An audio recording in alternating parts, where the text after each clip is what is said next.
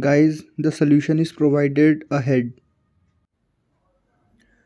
Hello viewers.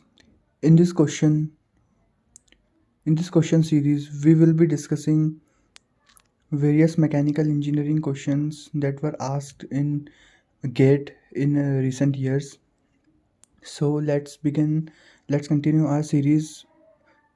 Till now we have discussed till question number 4, and in this series we will discuss question number 5 and above.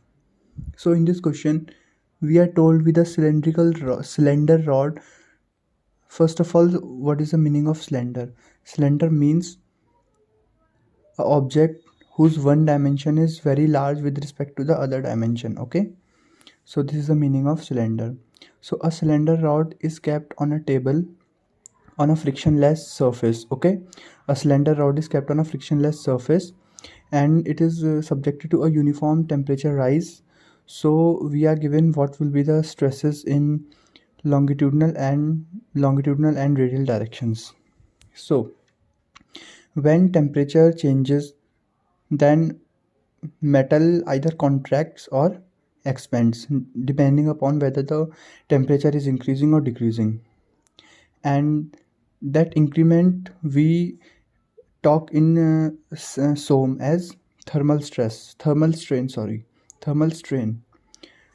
But stress is generated when the strain is restricted partially or completely. So the key point here is the surface is frictionless. So if the surface is frictionless, then it will not resist to the deformation.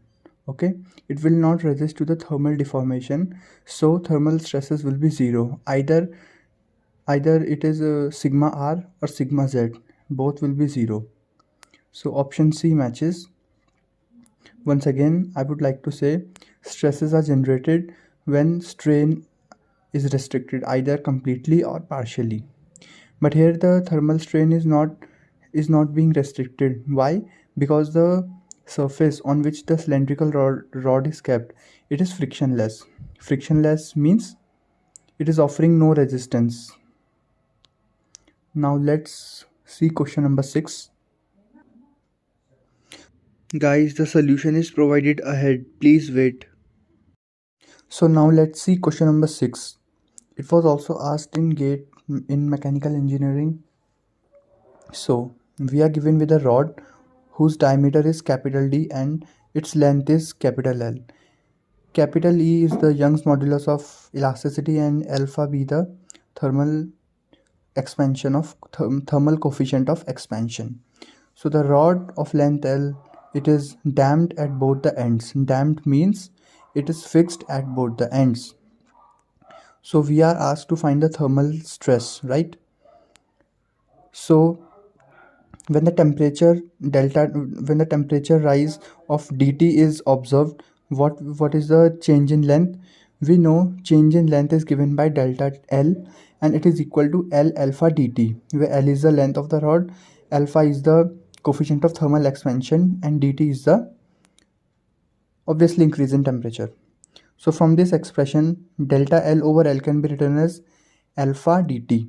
Okay, so delta L over L means change in length over original length. It is thermal strain, right? It is strain, but because it has been caused because of temperature change, so we are calling it as thermal strain, right? So as per Hooke's law, Young's modulus of elasticity, that is capital E, it is given by sigma over eta, that is stress over strain. So stress from this relation can be derived as E times thermal strain, and from this relation, strain has been calculated as alpha dt. So we will put alpha dt here, and we'll get final result as thermal stress is equal to E alpha dt.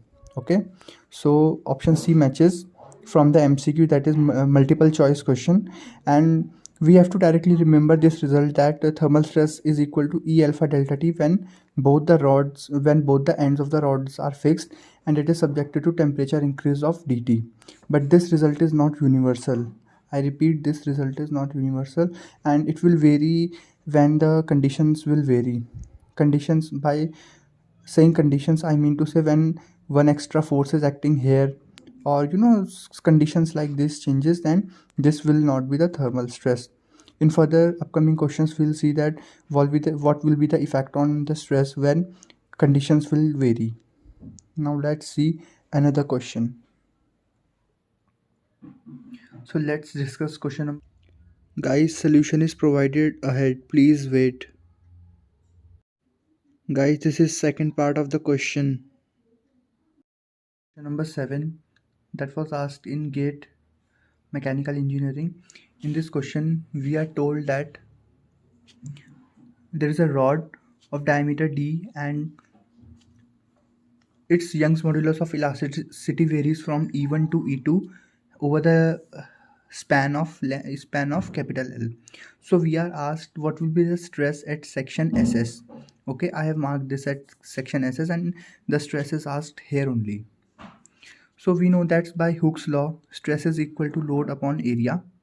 Okay, so as load is same, be it this cross section, be it this cross section, or be it this cross section, so load is same, and as area is also same, right? Area of cross section of this end, this end, or this end, or this end, be it any end of the rod, the area of cross section is same. Okay, so stress will also be same, because stress is not a function of Young's modulus of elasticity, though Young's modulus of elasticity is varying from one end to another end, but stress is not a function of Young's modulus of elasticity. It only depends upon load and area. So be it section SS or this or that, any section, okay, stress will remain as load over area. And from the options, option A matches. Okay, and for your knowledge, if we see at this section SS, then because of this load, body is trying to maintain equilibrium, right? SOM is all about bodies in equilibrium. So to maintain equilibrium, every point of this cross section will try to resist, will try to bring body in equilibrium due to this form. Equilibrium due to which? Equilibrium due to this force P. So stress is equal to load over area, and this is option A is matching. Thank you. Now let's see another question. Dear viewers, you may watch the question. So now let's see question number 8. We are given that there is a rod of length L, Young's modulus of elasticity capital E, coefficient of thermal expansion as alpha, and its area of cross section is A, and there is a temperature rise of delta T, right? And one end of the rod is fixed, as we have shown, one end of the rod is fixed. So we are asked we are given with the 4 options, and we have to tell among 4 options what will be the correct option. So as we know that when there is a change of temperature delta T, then delta L is given by L alpha dt. Okay, L alpha dt represents the change in length because of temperature change, right? So from this equation, delta L over L can be written as, okay, cross multiply, just cross multiply and get delta L over L, which is equal to alpha dt. So this is thermal strain, okay, as discussed in previous so many questions, it is thermal strain. So thermal strain will come and it is equal to alpha dt, but as a rod is free to expand, okay, now it is fixed from the left side, but from the right side it is not fixed, and it can expand from the right side, right? It can expand from the right side. So when there is no resistance to deformation, then when there is no resistance to deformation, either partially or completely, then clearly there will be no stresses, right? So thermal stresses will be 0 and thermal strain will be alpha dt. So from the among the 4 options, option C tallies.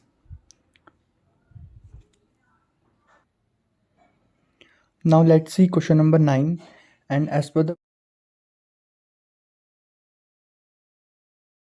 the question, A rod is experiencing a tensile force of 100 kilonewtons at its end, and its diameter is 50 and its length is given as 500 meters, right? These are the specifications of the rod.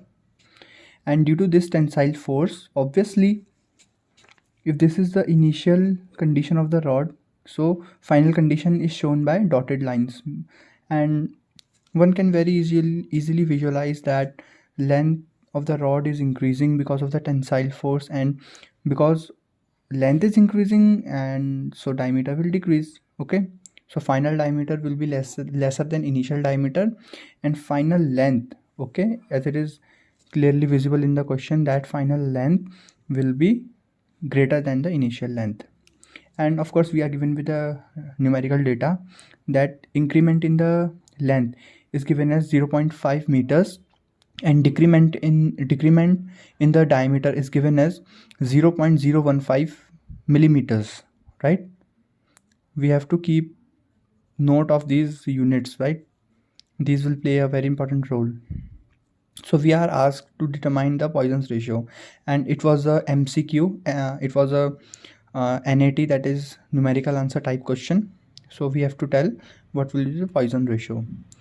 So coming back to the definition of Poisson ratio, it is equal to lateral strain over longitudinal strain, and we have to put a minus sign, obviously, because if longitudinal strain will be positive, then lateral strain will be negative, right? So what are these normal strains, right? These are the subcategories of normal strain.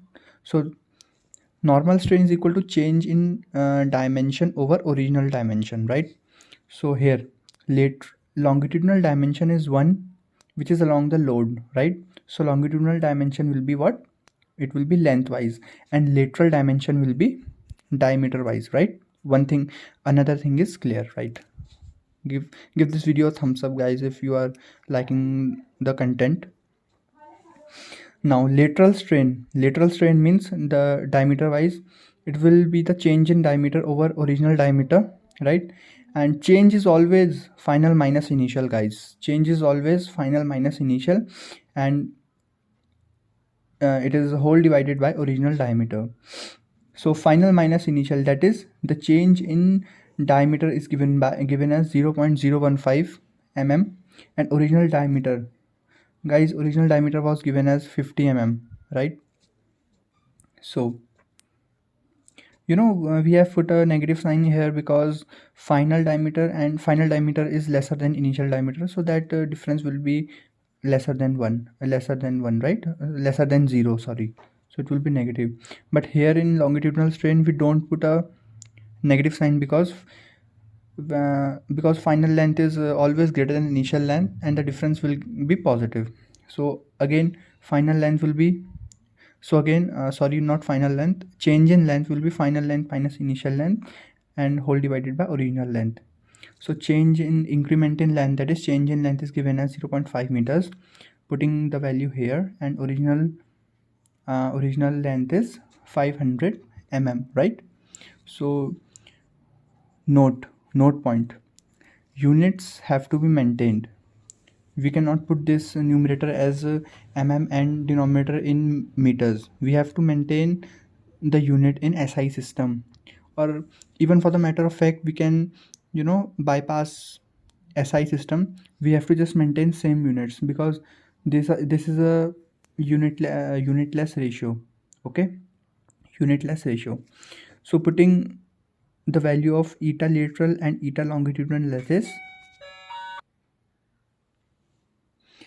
So friends, putting the value of lateral strain and longitudinal strain in equation number 1, we get this equation, and by adjusting the values of numerators and denominators we'll get this equation, and by solving this equation we will get mu, that is Poisson's ratio.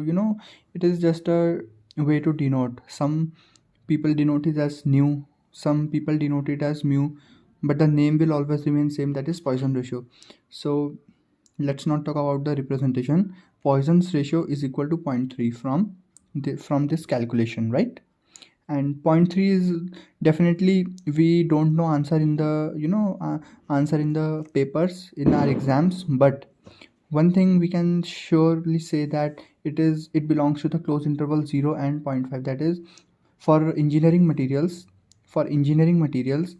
the value of Poisson's ratio is between 0 and point 0.5. Definitely our answer, that is point 3, that is coming, it definitely will lie between 0 and point 0.5. So obviously this answer is correct. We have done all the calculations correctly. Okay, so this is just an additional part that for engineering materials the Poisson's ratio lies between 0 and 0.5.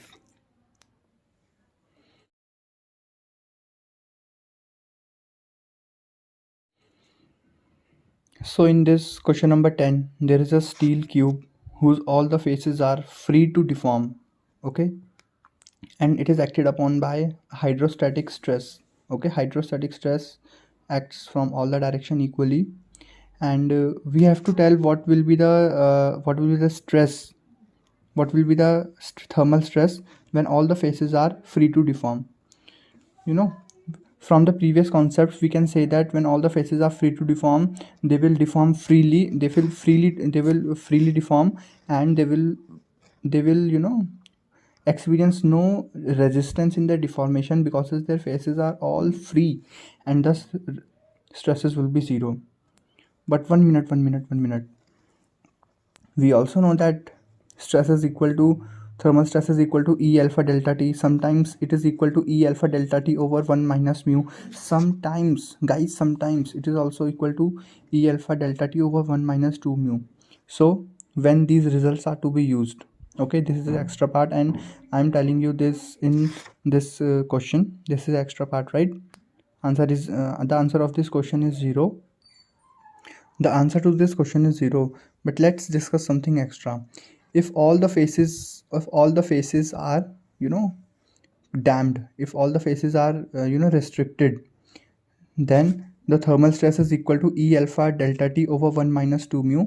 Or we can also say when the cubes is fixed, when the cube is fixed from all the three sides, or all the six, from all the six faces or three sides. What are those three sides? We say them x, y and z. But when the cube is restricted from only two directions, that is x direction or y direction, you may take it. So it is equal to thermal stress is equal to E alpha delta T over 1 minus mu. When the steel cube is restricted from two directions, or that is x and y, then thermal stress is equal to E alpha delta T over 1 minus mu. But you know what? When the steel cube is restricted from only one side, then the thermal stress is equal to E alpha delta T. We have just seen previously also 2-3 questions back that thermal stress is equal to E alpha delta T when only one direction, when the bar is restricted only from the one direction. But what when the bar is restricted from all the three sides? This is a thermal stress. When the bar is restricted from only two directions, then thermal stress is E alpha delta T over 1 minus mu. And but when the bar is restricted from zero directions, means when the bar is not restricted, then the stresses will obviously be zero. And this is a conceptual question. Guys, if you like this series of questions, please do let me know. And if you really like the session, then do give it a thumbs up and share this with your friends, and subscribe this channel for more upcoming videos. And I will be sharing more videos.